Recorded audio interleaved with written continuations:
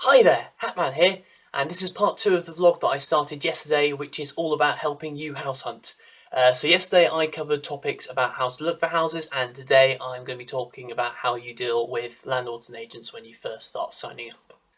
So most of you will be using property agents when you look for houses, although some of you will end up going through landlords directly. In any case, this advice should be the same for whoever you use, and if something differs, it's probably something you should look into, as this is very standard practice. And if someone's deviating from standard practice, there's probably a good, bad reason that they're doing that, and you should watch out for it.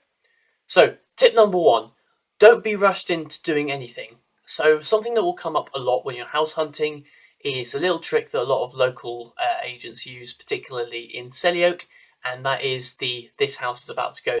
How it works is you might be in a house and you might be showing some interest, and the person showing you around will pick up on this and they will say something along the lines of, "You need to act fast because we've got a group in the office who want to take this house."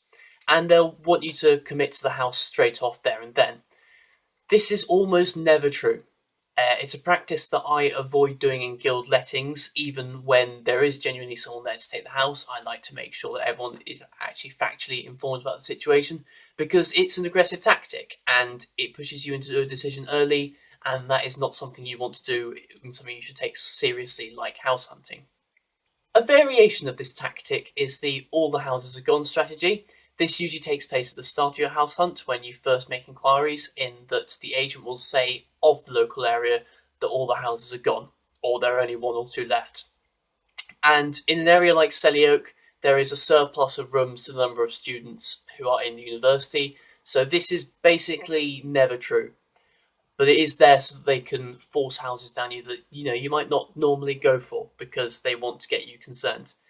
Overall, you should try and avoid people who do this, because these are flat out lies most of the time, and when they are true, it's not as aggressive as it should be. Number 2, what you should be giving an agent or a landlord when you commit to a house. So often they will ask for things like proof of ID or passport, or proof of address, or even proof of student status. There are various good legal reasons for this. The long and short of it is it's now the landlord's responsibility to make sure that the people in the house are legal tenants.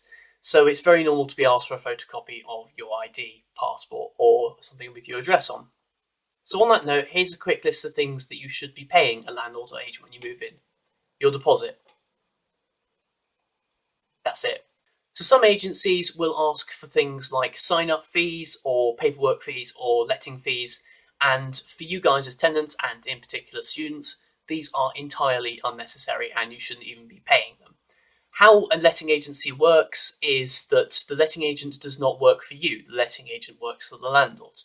So the landlord pays the letting agent a fee to advertise the house, to show people around it, and to do all the paperwork on it. And that is how the letting agency makes money. They are the agents of the landlord. They are not your agents. You should not be paying them. But the thing is, it's very easy for people who don't know about lettings to be stung by this. And in professional agencies, outside of student life, it's very common for there to be letting agent fees, just because the market has become a bit of an arms race. But you guys are students, and you are a vulnerable group, and you are not a well-off money-wise group, so you should not be paying these fees.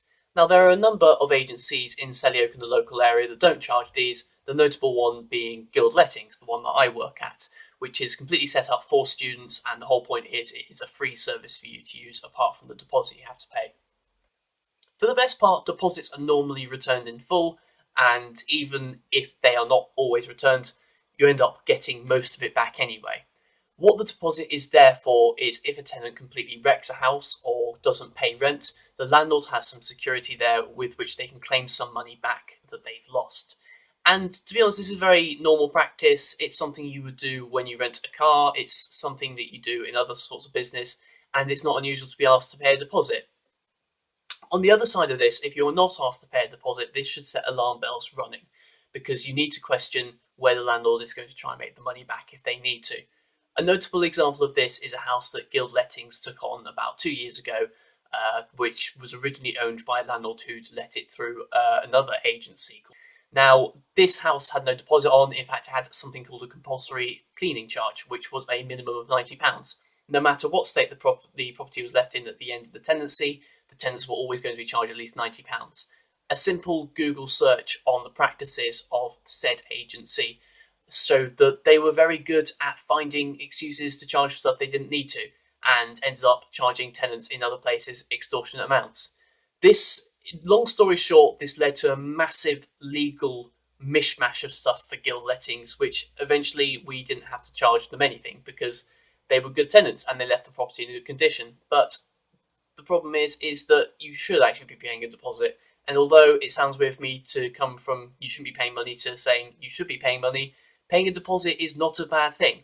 If you treat the property well, you should get that back, and there are legal services for you if you don't get that back. Quick note on deposits: you always need to make sure that they are protected by a third-party scheme.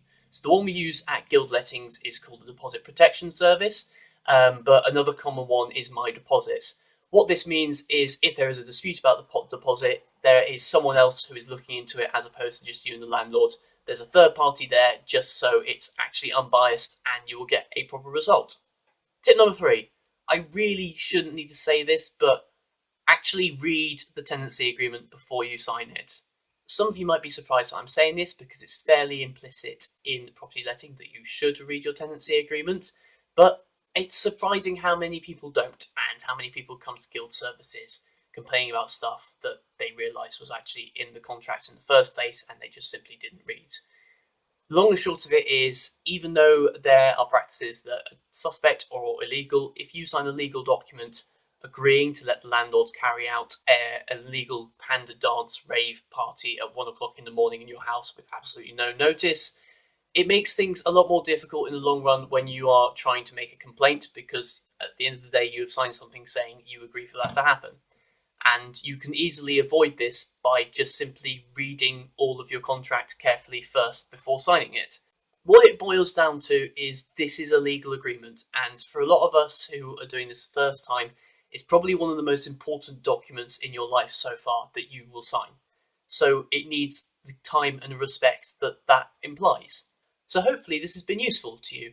Have you got any other tips for this stage of the property letting process? If so, tell me in the comments below. Voting has been open now for about 48 hours, so I would really appreciate it if you logged onto my.bham and put me as your number one choice for housing community. Until next time, keep your thinking hat on.